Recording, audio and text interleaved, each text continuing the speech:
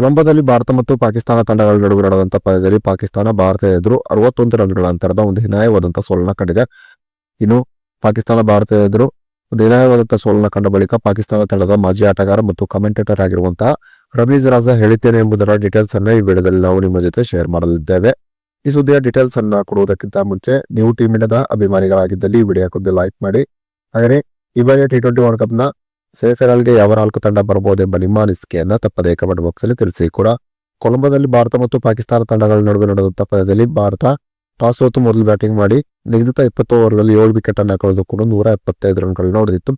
ಇನ್ನು ಗೆಲುವಿಗಾಗಿ 176 ರನ್ಗಳ ಗುರಿಯನ್ನು ಪಡೆದಂತಹ ಪಾಕಿಸ್ತಾನ ಭಾರತ ಎದುರು 114 ರನ್ಗಳಿಗೆ ಆಲ್ಔಟ್ ಆಗುವುದರ ಮೂಲಕ ಭಾರತ ಎದುರು 61 ರನ್ಗಳ ಅಂತರದ ಒಂದು ಹೀನಾಯವಾದಂತಹ ಸೋಲನ್ನ ಕಂಡಿತು. ಇನ್ನು ಪಾಕಿಸ್ತಾನ ಭಾರತ ಎದುರು ಒಂದು ಹೀನಾಯವಾದಂತಹ ಸೋಲನ್ನ ಕಂಡ ಬಳಿಕ ಪ್ರತಿಕ್ರಿಯೆ ನೀಡಿರುವಂತಹ ಪಾಕಿಸ್ತಾನ ತಂಡದ ಮಾಜಿ ಆಟಗಾರ ಜೊತೆಗೆ ಕಮೆಂಟೇಟರ್ ಆಗಿರುವಂತಹ ರಮೀಜ್ ರಾಜಾ, ಭಾರತ ಎದುರು ಪಾಕಿಸ್ತಾನ ತೋರಿದಂತಹ ಒಂದು ಕಳಪೆ ಪ್ರದರ್ಶನವನ್ನು ನೋಡಿದ ಮೇಲೆ ನಮ್ಮ ತಂಡದ ಬಗ್ಗೆ ನನಗೆ ತುಂಬಾನೇ ಕೋಪ ಬರುತ್ತಿದೆ. ಹೀಗೆ ಭಾರತ ಎದುರು ಈ ರೀತಿಯಾದಂತಹ ಹೀನಾಯವಾದಂತಹ ಸೋಲನ್ನ ಕಾಣುವುದಕ್ಕಿಂತ ಪಂದ್ಯವನ್ನ ನಾವು ಬಾಯ್ಕಟ್ ಮಾಡಿದ್ದರೆ ಎಷ್ಟೋ ಚೆನ್ನಾಗಿರುತ್ತಿತ್ತೇನೋ. ಕೊಲಂಬೋದ ಪಿಚ್ ಸ್ಪಿನ್ ಬೌಲರ್ಗಳಿಗೆ ಅನುಕೂಲಕರವಾಗಿದ್ದ ಕಾರಣ ನಾವು ಈ ಪಂದ್ಯದಲ್ಲಿ ಮೇಲುಗೈಯನ್ನ ಸಾಧಿಸಬಹುದೆಂಬ ನಿರೀಕ್ಷೆಯಲ್ಲಿ ನಾನಿದ್ದೆ. ಆದರೆ ಅದು ಆಗಲಿಲ್ಲ. ನಮ್ಮ ತಂಡ ಎಲ್ಲಾ ಭಾಗದಲ್ಲೂ ಕೂಡ ಒಂದು ಕೆಟ್ಟ ಪ್ರದರ್ಶನವನ್ನು ತೋರಿತು.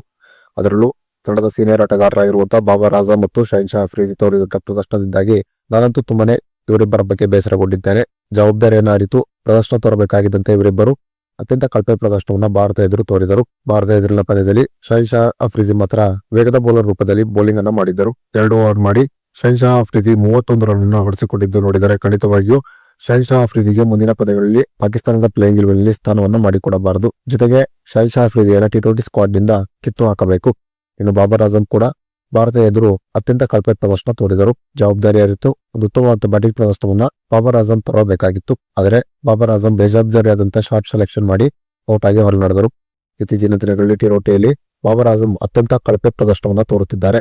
ಸಣ್ಣ ತಂಡಗಳ ಎದುರು ಮಾತ್ರ ಬಾಬರ್ ಆಜಮ್ ಉತ್ತಮವಾದಂತಹ ಪ್ರದರ್ಶನ ತೋರುತ್ತಾರೆ. ಬಲಿಷ್ಠ ತಂಡದ ಎದುರು ಬಾಬರ್ ಆಜಮ್ ಕಳಪೆ ಪ್ರದರ್ಶನವನ್ನ ಮುಂದುವರಿಸುತ್ತಾರೆ. ಈ ಕಾರಣದಿಂದಾಗಿ ಬಾಬರ್ ಆಜಮ್ ನನ್ನು ಕೂಡ T20 ತಂಡದಿಂದ ಕೈಬಿಡಬೇಕು. ಇವರಿಬ್ಬರು ತಂಡದಿಂದ ಹೊರಹೋದರೆ ಆಗ ಇವರ ಸ್ಥಾನದಲ್ಲಿ ಯಾವುದಾದ್ರೂ ಯುವ ಆಟಗಾರರಿಗೆ ಸ್ಥಾನವನ್ನ ಮಾಡಿಕೊಟ್ಟರೆ ಆಗ ತಂಡ ಮುಂದಿನ ದಿನಗಳಲ್ಲಿ T20ಯಲ್ಲಿ ಒಂದು ಉತ್ತಮವಾದ ಪ್ರದರ್ಶನವನ್ನು ತೋರಬಹುದೆಂಬ ತಮ್ಮ ಅನಿಸಿಕೆಯನ್ನ ರಮೀಜ್ ರಾಜಾ ಹೊರಹಾಕಿದ್ದಾರೆ.